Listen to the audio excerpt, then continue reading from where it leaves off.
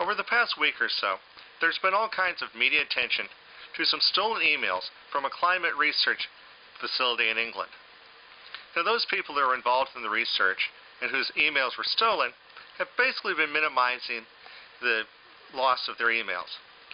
And those people who have been publishing these stolen emails have been saying, see, they've been lying to us, or they're trying to mislead us. Well, that interplay back and forth does reveal one complication, and this is on the part of the scientists who are trying to defend their work.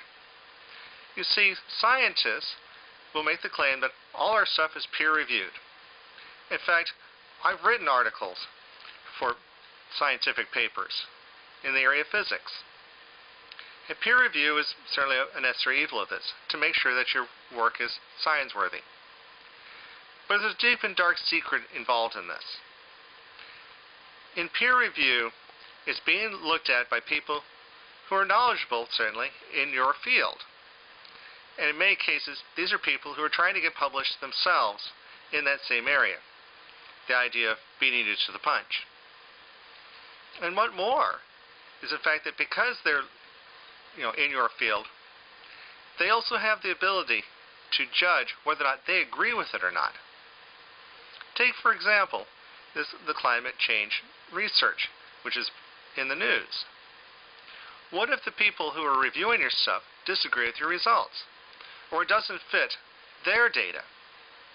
They could very easily just have it thrown out saying, hey, it doesn't work out. That is what was being exploited and exposed by the stealing of the emails. Is it possible, regardless of the science worthiness or not, that the guys whose emails were stolen were basically trying to cover their own rear ends?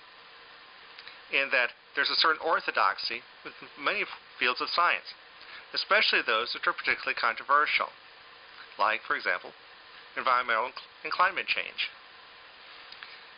Would these guys who support the global warming and any of these other cataclysmic things have the honesty to consider opposing views?